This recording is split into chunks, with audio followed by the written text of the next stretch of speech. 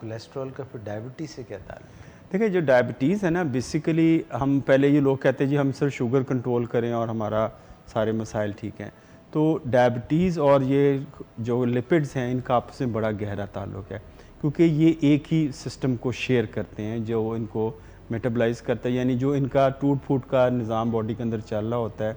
मसलन अगर डायबिटीज़ में आपको पता है इंसुलिन की कमी होती है, जब इंसुलिन की कमी होती है इसके असरात जिस्म में पाई जाने वाली चर्बी पर भी मुतासर होते हैं, यानी उनका जो लेवल है वो डिस्टर्ब हो जाता है। सबसे जो बड़ी एबनॉर्मेलिटी आती है हमारे अंदर, ट्राइग्लिसराइड आपने एक टर्म यूज़ करते हैं, तो सबसे बड़ी जो एबनॉर्मेलिटी है वो ट्राइग्लिसराइड्स होते हैं।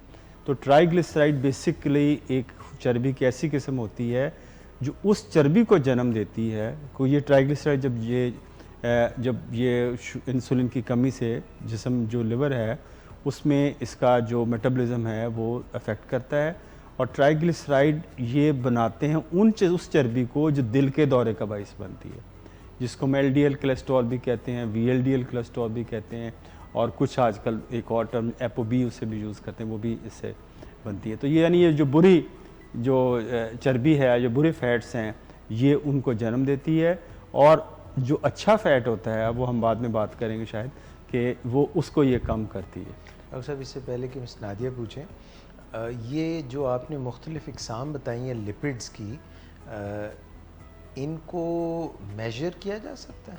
देखिए जो सारी चीज़ें हैं ना, हम पूरे जिस्म के अंदर पूरी जब लिखते हैं ना टेस्ट कहते हैं, जो हमारे सारे मरीज़ों को भी पता होगा कि डायबिटीज़ के पेशेंट का हम कहते हैं total cholesterol, total lipid profile करवाएं। उस लिपिड प्रोफाइल के अंदर मुख्तलिफ चीज़ें, एक तो टोटल कोलेस्ट्रॉल उसमें होता है, दूसरा ट्राइग्लिसराइड का लेवल चेक होता है, और तीसरा हमारे एलडीएल लेवल चेक होता है, वीएलडी लेवल चेक होता है, और एचडीएल जो अच्छा कोलेस्ट्रॉल तो उसका लेवल भी चेक होता है। तो आजकल एक और टर्म यूज़ करते हैं नॉन एचडीएल कोलेस्ट्रॉल।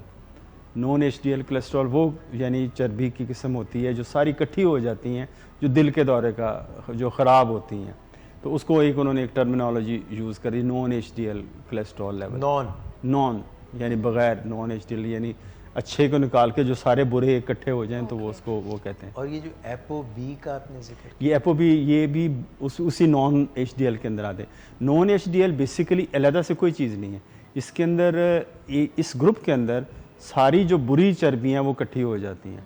मिसाल के तौर पे इसके अंदर आपके एलडीएल भी होता है, एक उसमें आईडीएल भी होता है जिसको इंटरमीडिएट डेंसिटी लाइपोप्रोटीन्स कहते हैं, एपोबी ये भी दिल के बायस बनता है।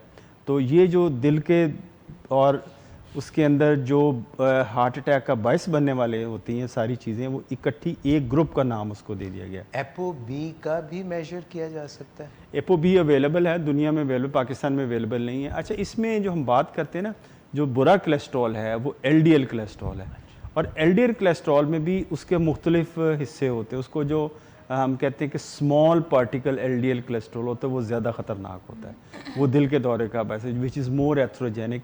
एथ्रोजेनिक का मुराद है कि वो दिल की खून की नालियों में ज़्यादा तेज़ी से वो जमाव लेता है।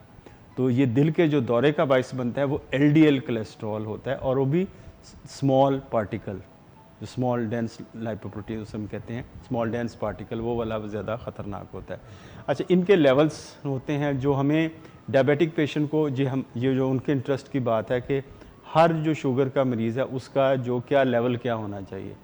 जो टोटल कोलेस्ट्रॉल उसका 200 मिलीग्राम से कम होना चाहिए शुगर वाले मरीज़ का, और उसका जो ट्राइग्लिसराइड लेवल है वो 150 मिलीग्राम से कम होना चाहिए। जो बुरा कोलेस्ट्रॉल है उसका जो लेवल है वो 100 मिलीग्राम से कम होना चाहिए। लेकिन अगर ये शुगर का मरीज़ दिल का भी मरीज़ है साथ, तो उसका एलडीएल लेवल 70 से कम होना चाहिए, और एचडीएल इसका ज़ाहिर है 35 से ज़्यादा होना चाहिए, क्योंकि एचडीएल अच्छा कोलेस्ट्रॉल होता है, ये जितना अच्छा होगा उतना बेहतर होता है। 50 हो तो कैसे? 50 तक हो जाए बहुत अच्छा है, बहुत कम लोग देते हैं, लेकिन बहैसियत मजमूई ये लोगों का हमारे मुल्क में कम पाया जाता है। तो ये इनके नॉर्मल वैल्यूज़ है। ये हमारे सारे डायबिटिक पेशेंट को ये पता होनी चाहिए कि उनके लेवल कहाँ पे जा रहे हैं। मिस थोड़ी बात में ज़रा वाज़ेह करूँ, फिर आप प्लीज़ पूछिए। देखिए, 3 महीने का टेस्ट आप कराते हैं, शुगर कितनी है, A1C, क्या ये जो अभी आपने टेस्ट बताएं इसका नाम क्या है, ये कब कराते हैं और कौन सा खून से या किस तरह से होता है? इसमें ज़रूरी है कि 8 से 10 घंटे का आपने कुछ खाया पिया ना हो, फैट यानी इनटेक वगैरह कोई ना हो, आप यानी पानी वगैरह पी सकते हैं, तो खाली पेट फास्टिंग स्टेट में होता है, 8 से 10 घंटे काफ़ी हैं। तो इस टेस्ट का नाम है टोटल लिपिड प्रोफाइल। ये सारी लेबॉरेटरीज़ करती हैं, ये पूरी रिपोर्ट आपको देती हैं, तो उनके वैल्यूज़ मैंने आपको बता दी। तो ये लाजमी करवाना है और ये तकरीबन हम हर 6 माह बाद हर मरीज़ का करवाना चाहिए। जो डायबिटिक पेशेंट है हर 6 माह बाद उसका वैल्यूएशन करवाते हैं।